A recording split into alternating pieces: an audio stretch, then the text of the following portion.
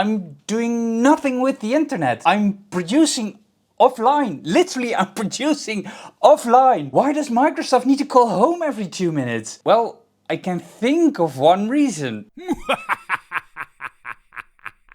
We've all seen the constant enshittification of companies like Microsoft, Apple, Google, but can we actually switch to another operating system? We can, because there is actually an alternative operating system called Linux.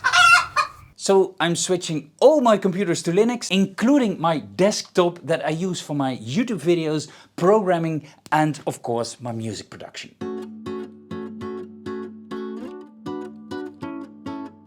I'm going to use names like Ubuntu and Pop! OS. Ubuntu and Pop! OS are both distributions.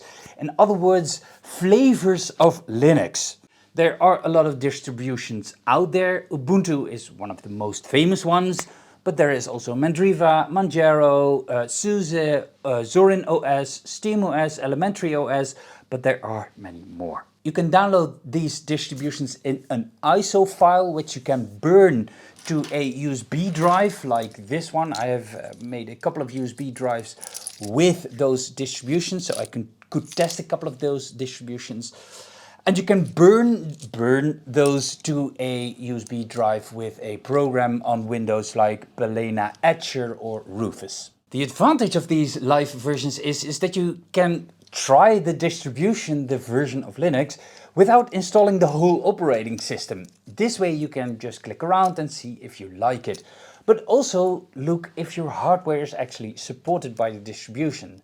For example, your screen, your trackpad, your sound card, etc. But don't judge these live distributions based on speed and snappiness, because, well, the whole operating system is running from a USB drive, which is compared to a SSD pretty slow. When you want to install Linux, you have to go into your BIOS, your basic input-output system, and disable Secure Boot. Secure Boot and the TPM chips, yeah, that's something that Microsoft forced on motherboard manufacturers. It's basically Microsoft pulling an apple, trying to create a walled garden and an extra hurdle for non-techies to try to switch to Linux. I wasn't exaggerating when I said that Microsoft was a shitty company. You can access the BIOS by pressing the BIOS key when you boot your computer. Sometimes it's displayed on the screen, sometimes it's not. It is often escape, F1, F2, F12 or delete, but to be sure, give your motherboard name a Google, or your motherboard type a Google, and see what the BIOS key is.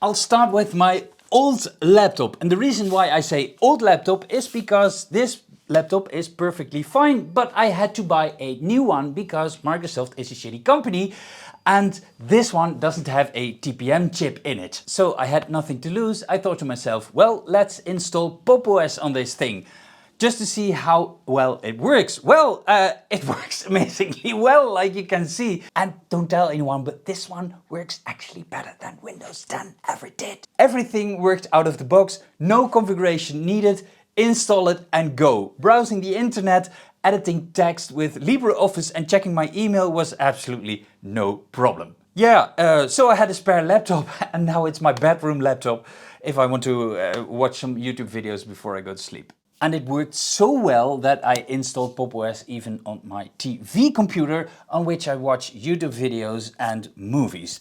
And that worked so well that I even installed it on my new laptop as well. But this is Ubuntu, by the way. The only thing that I ran into with this laptop is it had a Wi-Fi adapter which wasn't recognized by Linux. With an older Wi-Fi adapter, which is now in the system, by the way, it was absolutely no problem. I also tried a Wi-Fi dongle, that's a USB stick thingy that you plug into the computer. That worked also.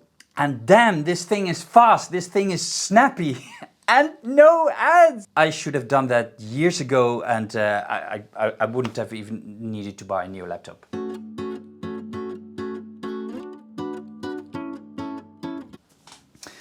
And now the moment of truth, my big computer, my music production computer, because it has a little bit freakishly weird, bizarre hardware. For example, my Stream Deck to stream for my YouTube videos, but also, of course, my DAW, but also my Elgato capture card for my gaming channel, my Elgato teleprompter. Well, you don't see it, but I do, because I'm literally looking right at it. My DaVinci Resolve, my speed editor for DaVinci Resolve, and my NVidia RTX 3080. Yeah, it took me days to find a distribution that is and European and works on this computer.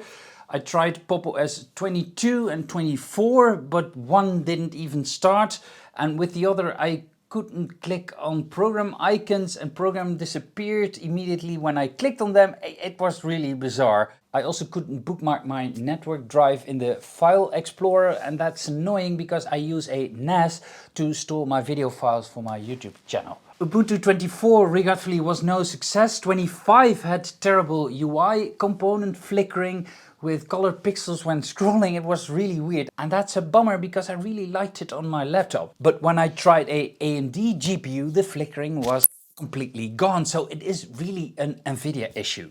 I also tried Manjaro Linux, which I really liked because it looks amazing, but regretfully it has a weird package manager in the terminal and I have to use it a lot, so no, that's not an option.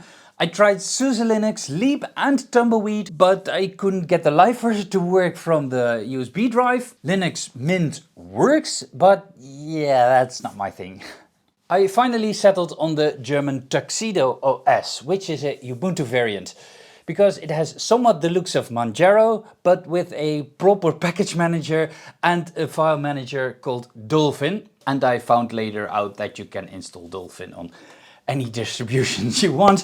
Forgive my Linux noobness. The reason I like Ubuntu derivatives is because it's big, and if you have a problem, you can easily Google the problem and attach Ubuntu to it. And trust me, you need Google a lot when things don't work out the way you want.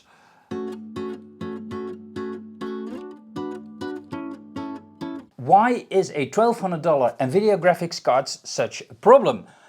AMD open sourced their graphics drivers for Linux so the community could improve on them, but NVIDIA didn't.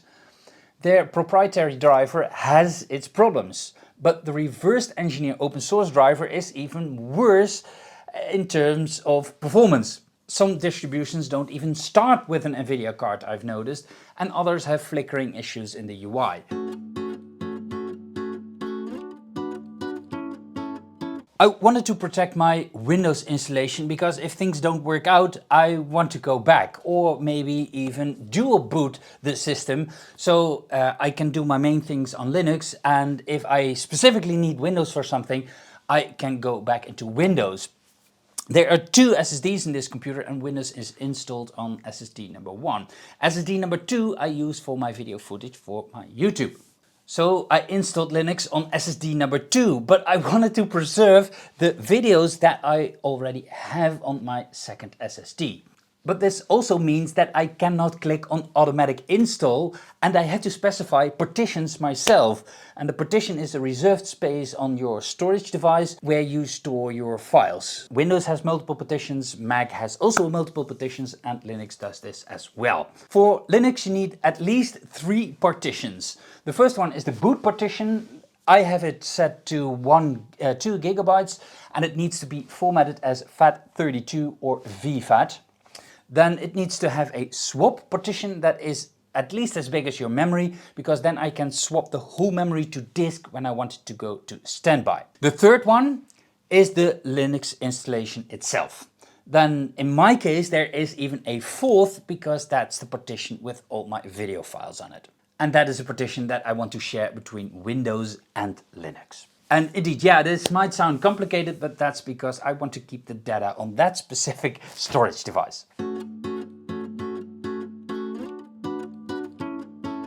Let's talk about the bootloader, because all distributions install a so-called bootloader, and the name of this bootloader is Grub. This is a menu. When you start up your computer, it asks what you want to do. Do you want to start Windows or do you want to start Linux? And I've seen this go wrong in the past. The bootloader wasn't properly installed or settings weren't really good, and then it booted directly into Linux and I couldn't go back to Windows anymore. So I wanted to avoid that, so I installed Linux on the second partition, and Grub is also on the second partition. But yeah, for Tuxedo S, everything went really well. And now it asks on every boot of my computer, what do you want to start, Windows or Linux? And if I don't do anything, it starts Linux.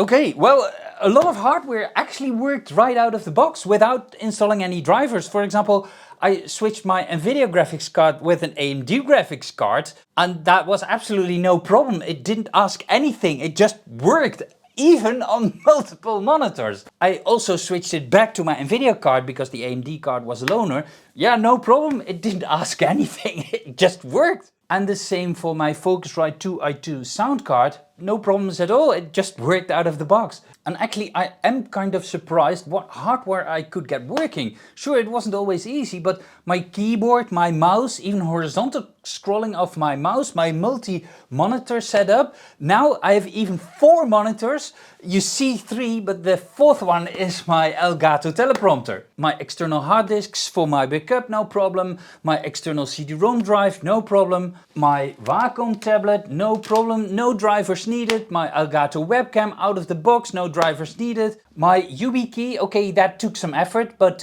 it's working now. And my Stream Deck, it works with a program called Open Deck, and it also supports the official Stream Deck plugins.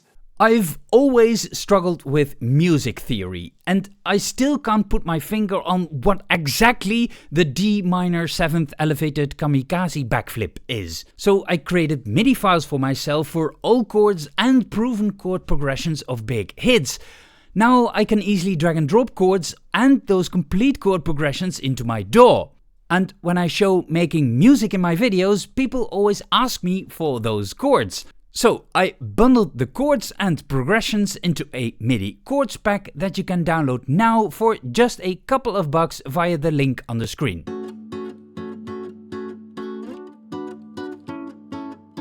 Let's talk about installing programs on Linux, because it can be either super easy and easier than Windows and Mac, or extremely difficult. I don't know why, but there is somehow no middle ground. Every Linux distribution has some kind of app store included. Installing software from these app stores is absolutely super easy. It's a breeze, absolutely recommended. But software outside of these stores, that can be a real challenge. In these app stores you can find other app stores also. For example, Tuxedo OS comes with the app store Discover, but in Discover you can also find an app called Software, which is a much better app store with way more software. And 90% of these apps are free, generally speaking. Just browse these app stores and download some software that you think you might like. Try it. If you don't like it, just deinstall it. Luckily, it also deinstalls all the bloats and the settings, etc. That would normally be left in the Windows register, what makes Windows so incredibly slow. Well, and this is freedom. Just try and see if you like it. When it comes to software, Office, for example, I already used OpenOffice and LibreOffice for years because, well, Microsoft Office sucks. The ribbons are horrible. You need to click at least 4 times as much as without those terrible ribbons. And in my paid version, yes, I paid for a license of Office. Constantly there was a black box over what I was typing. And that was annoying because I can't see what I'm typing. To be honest, nothing has changed in Office for the last 20 years. Except those terrible ribbons. And LibreOffice Word and Excel alternatives are perfect. But their PowerPoint program just plain sucks. The templates are horrible, and I had multiple times corrupt files with the program. No. If I need to, I can use the Google Docs variant. And DaVinci Resolve for my video editing, well, you can see it here. It works, there is a Linux version available. Okay, it took some effort to get things working, and I had to Google some things and do some terminal diving. Terminal is, by the way, the text editor, the text prompt, and you can type in commands if you want to. But my jaw dropped absolutely to the floor when I saw the performance of this thing. It works buttery smooth. And it turns out that Resolve was initially actually a Linux program before they ported it to the Mac and later to Windows. And DaVinci Resolve has always been an unresponsive, laggy mess, even on Windows 10 with a Core i9 with 18 core and 64 gigabytes of RAM and an RTX 3080. This is night and day. I'm dying to use this thing, but I can't get the sound to work. And when I use my music player, I have sound. That works just fine. And after a Google, a genius suggested on Reddit that it had to do with the AAC audio codec. And sure enough, when I drag in a plain WAV file, I got sound. I tried to install the AAC audio codecs for Ubuntu, but that didn't work. I finally got things working when I transcoded the footage with Handbrake with GPU acceleration on an NVIDIA card and selected the audio output to FLAC, F-L-A-C. I'm not happy with the workaround, but a responsive UI is something that I'm definitely up for, especially for long and complicated videos. And even my speed editor works. I tried DaVinci Resolve on that AMD GPU, which I told you a couple of times about, but Resolve wouldn't even start. I also tried the Kdenlive and OpenShot video editors to see if I could get them working better than Resolve. But yeah, Kdenlive is a pretty mature editor, but regretfully very laggy and unresponsive when you apply a simple effect like zoom, for example. And this is because of the lack of hardware acceleration. OpenShot does use hardware acceleration of the GPU, but yeah, it's very limited in functionality. I can use KDE Connect to read the notifications and text messages of my phone. I can also send files between my phone and my computer with KDE Connect. I can share my clipboard, so copy paste between my phone and my desktop, so that all works. Then ungoogled Chromium, you know, Chrome, but without the Google telemetry, works absolutely perfect. Then VS Codium for coding, which is VS Code but without the Microsoft telemetry. Yes, there's even telemetry in the software to develop software. Krita as a Affinity Photo alternative, which in itself was already a Photoshop alternative, and I use that for my thumbnails.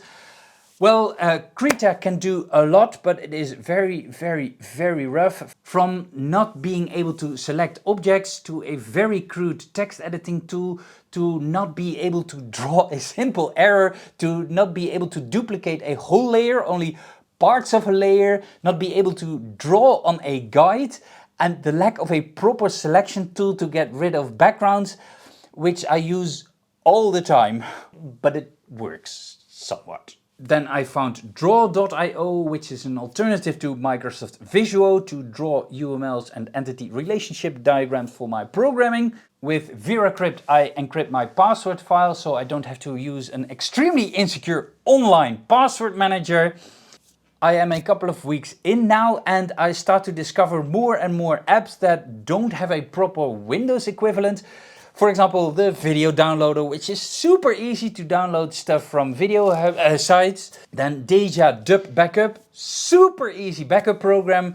Why does Windows not have a proper, simple backup application? Then Rhythmbox for playing my MP3s, because I don't like paying for Spotify.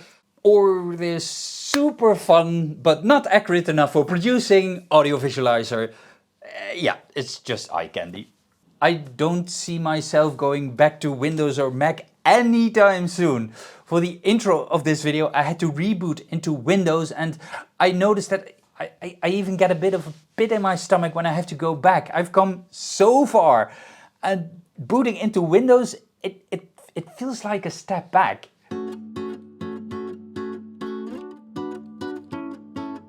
But how about the audio? Well, under Linux, of course, there are multiple audio systems. Why should things ever be easy? Both Mac and Windows have their own audio issues, don't get me wrong. On my Mac, for example, I can't record a mixed master output. And under Windows we need ACO because Microsoft didn't bother making a proper latency-free USB audio driver. But ACO comes with its own set of problems. It takes, for example, your sound card hostage, and now you can only use it for your DAW. And I can't record that with OBS when I do tutorials, for example. And the reason for this limitation is because a lot of sound cards don't support mixing multiple in and outputs. That same sound card hostage problem exists under Linux.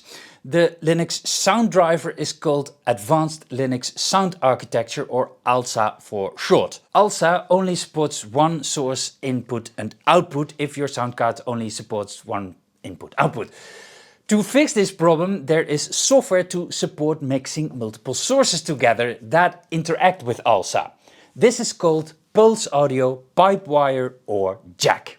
So your DAW or other sound programs will communicate with Pulse Audio, for example, and Pulse Audio will communicate with ALSA, and ALSA will communicate with your sound card.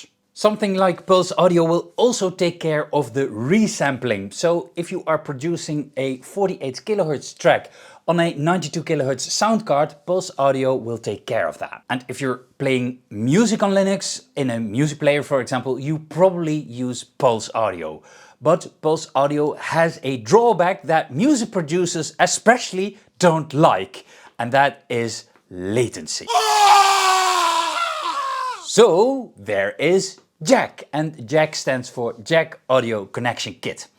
Jack is made for professional users and is basically a virtual patch panel where you can connect inputs and outputs together. You can, for example, connect the output of one specific program and feed it into the input of another program. Jack gives you more control than Pulse Audio, but it is therefore slightly harder to use because, well, yeah, patching is annoying.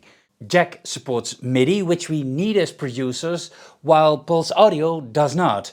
And Jack has lower latency you than Pulse Audio. But of course, Jack and Pulse Audio are not compatible with each other, and most programs only support one or the other. Then you need to feed Pulse Audio, for example, into Jack, which is a latency nightmare. So the solution is Pipewire, because Pipewire combines the easiness of Pulse Audio and the features of Jack. Pipewire is backwards compatible with Pulse Audio and Jack. So any program that will work with Pulse Audio or Jack will work with Pipewire. So if your DAW boots up next time on Linux and it asks which sound system you want to use, first of all, Pipewire. Second, Jack if Pipewire isn't supported, and third of all, ALSA if Jack isn't supported, but then it takes your sound card hostage.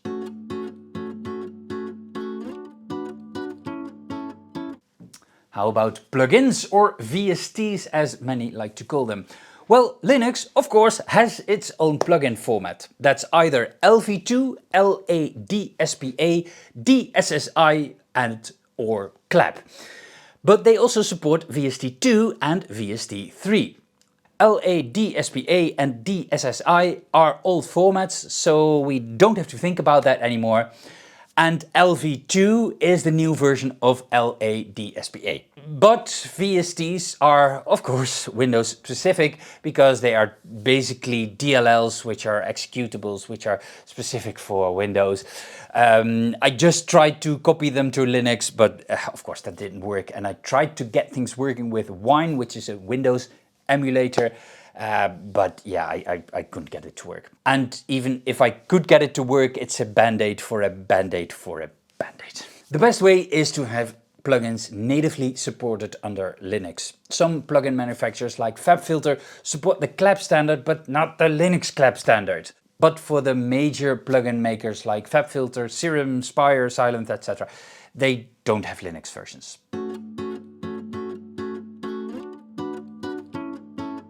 The biggest challenge of switching to Linux are the DAWs, right?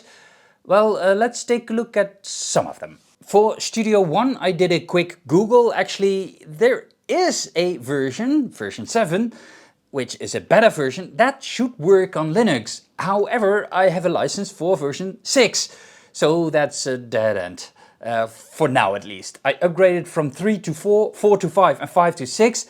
To be honest, I'm a bit upgrade tired, especially since the versions of Studio One are virtually the same. And that, trust me bro, it might work in 2 years on the Linux.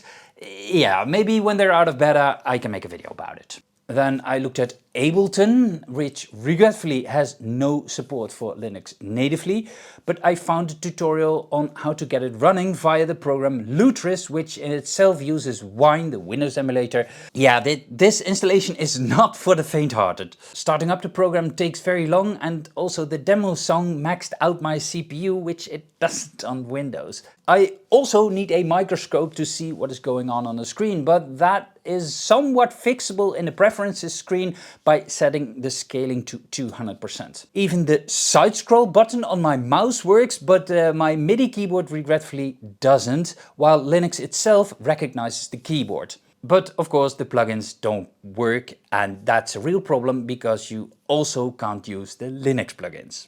And also the audio system might give you some issues with recording and playback, because yeah, the audio signals are routed via Wine to ALSA, but not Pipewire. So does it work? Yes. Can you use it? Yes. But would I recommend it? No. Dual boot Windows with Linux, and yeah, send the screenshots to Bill Gates. Then let's talk about Logic. Who are we kidding? Technically, macOS and Linux are not that far apart. But yeah, Apple doesn't let anyone into their ecosystem. Yeah, the road this far has been pretty bumpy. I think I have to adjust my approach a bit, because this could be a long and hard road that I'm going down right now. So instead of trying to force Mac and Windows programs onto Linux, let's see what actually does work on Linux. So let's open up that App Store and see what it offers. I'll let you know what happened and how that went in part 2 of this video. You can find it here on the screen and in the description below. Thank you for watching, and I'll see you over there.